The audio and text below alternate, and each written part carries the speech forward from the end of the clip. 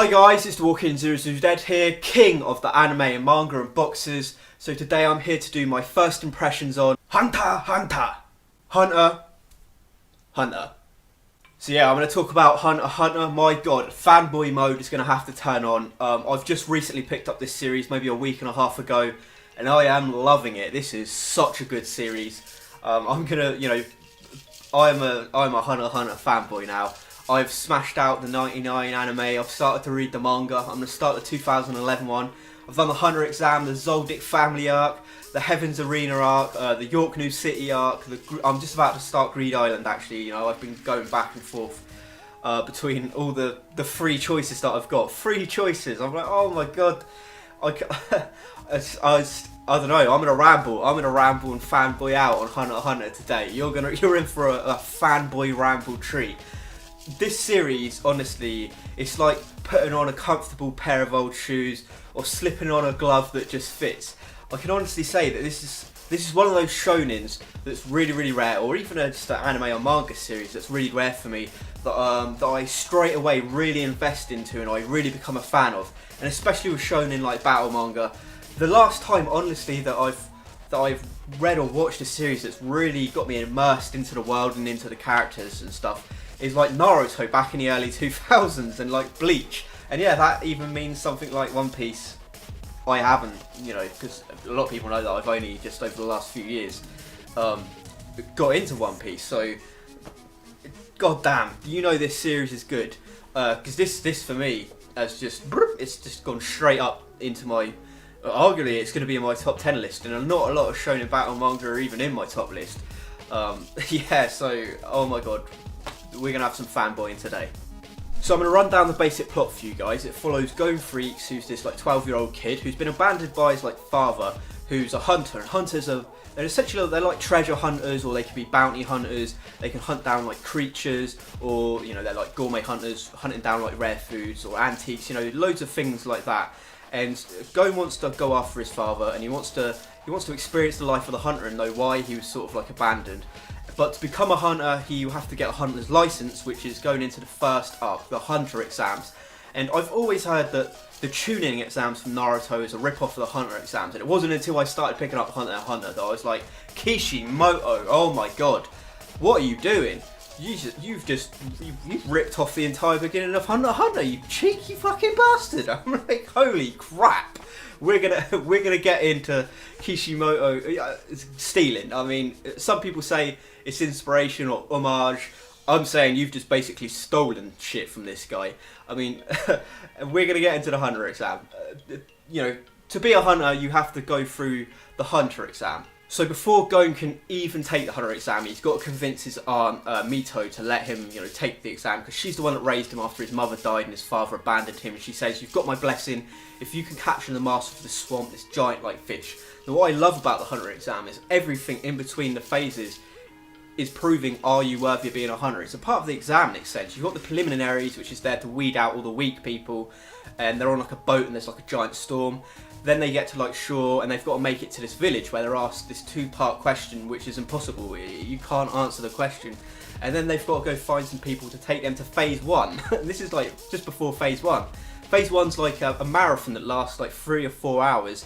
So once again, weed out weak people. You then got phase 2, where they've got to take directions to cook like food they've never cooked before. You know, everything in these phases has got a meaning. I'm not going to spoil anything for you. You've then got phase 3, which is called Trick Tower, where there's like a giant tower and they've got 72 hours to get to the top, to the bottom. I won't spoil anything that happens or anything, don't worry. You've then got part 4, which is, I think it's called Zebi Island, where this is, in my opinion, where the Forest of Death and Naruto ripped off a little bit here. Everyone's got a badge, and let's say there's like 20 people.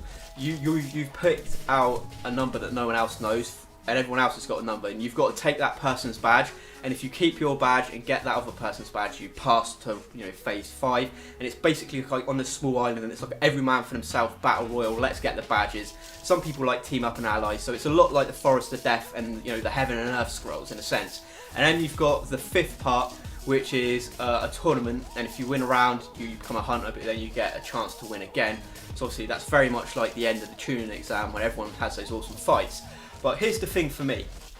At the end of the tuning exam, at the end of the Hunter exam, you realise, man, there hasn't been any fights in this series. Like, there really hasn't been any like main character or main character one-on-one fights, or any sort of like supporting character or main character like real fights. And you're thinking, shit, I've not even noticed this. And I realised we've really been building up fights this whole time, and you know, you get to the payoff, and you're like, holy crap. Even though the fights aren't great, which they're not, I think the fights in Naruto are far better, which from what I've seen so far, but the fights themselves have meaning. The fights themselves tell an actually story in the fights, and that's what to me makes the fights in Hunter x Hunter really well, is that we've had this entire arc building up to the fight, and then the fight has meaning and storytelling to it. I was thinking, damn, that is good. Togoshi, that is fucking good, son. Good. So next I'm going to give my overall thoughts on some of the main characters of Hunter x Hunter. I'm going to talk about Gon first, who's the lead character obviously. I think he's a really cool character, he's a really enjoyable character. Most main characters in shonen battle mangas, they tend to be really annoying. And Gon's like Goku in a sense. He's a very sort of like light-hearted, sort of like simple sort of like kid, but he's very like determined, and where he's been out like in nature and then in the woods for a very long time as a kid, he can like connect with like animals. He's got inhuman sort of like senses, like super hearing, and he's got incredible sight. And I like him. He's really cool. I just like the fact that he's very determined and he isn't annoying. So you know, I can invest in the guy. Kishimoto. So we're going to talk about Kurapika. I think people can see where this is going to go. Sasuke, let's be honest, pretty much a rip-off of Kurapika. You've got Kurapika, a guy, his backstory basically is his entire clan was wiped out by the Phantom Troop. He's out for revenge, he's determined for revenge, he has his goal, he wants to become a hunter, to become a blacklist hunter, like a bounty hunter, and he wants to take down the Phantom Troop. And funny enough, when he gets angry, his eyes turn red. So, you know, is that a Uchiha rip-off? Or is that a Kurapika rip-off?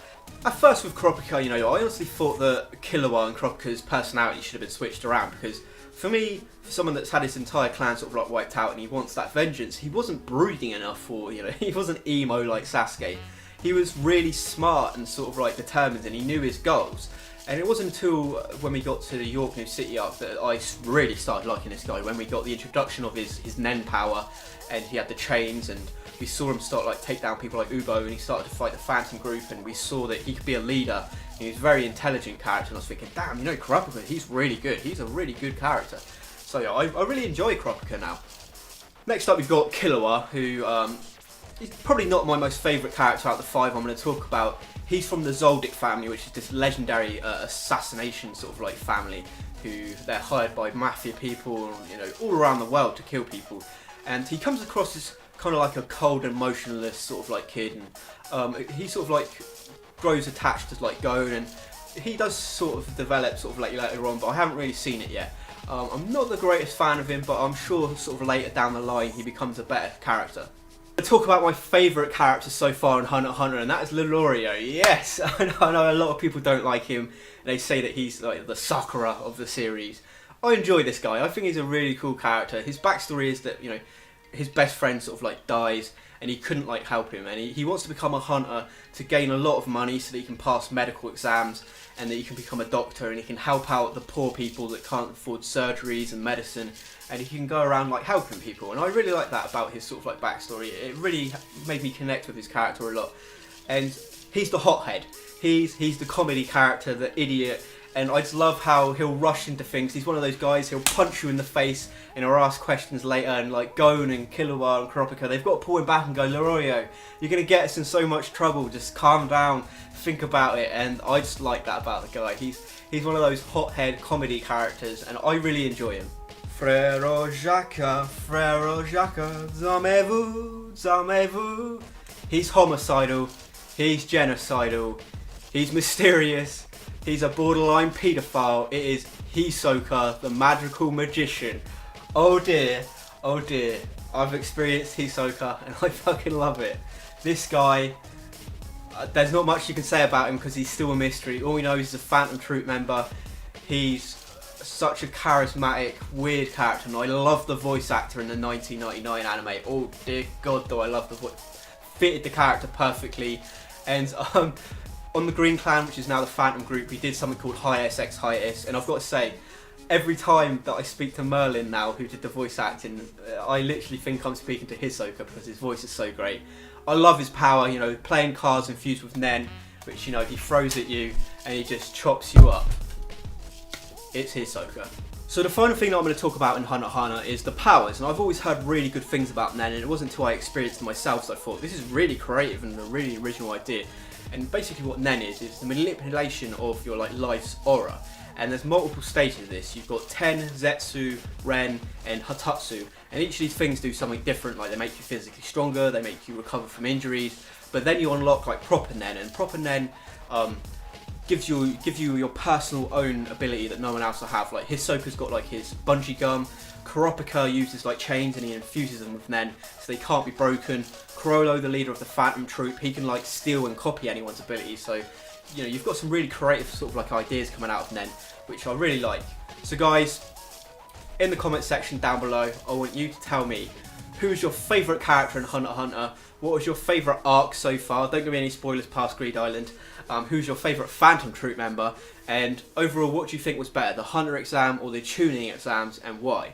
Please subscribe to my channel if you've enjoyed my videos. Go check out Hiatus X Hiatus. I'll put a link in the description box. That's our abridged series on the anime collaboration channel, the Green Clan, but we've moved over to the Phantom group, and all the future episodes will be on the Phantom group, which will also be, you know, in the comment section for you to check out. That's a collaboration group with like Lunar Spiral, Zoro Fanboy, the Anime Hero, Merlin, Shot Anime. You know, we've got tons of great talented people in there, so you should definitely check it out. We're a great collaboration group. We're new, and we're going to do some good stuff. If you like Hunter x Hunter and you like my video, give it the old thumbs up, and may the sun never set on the British anime empire.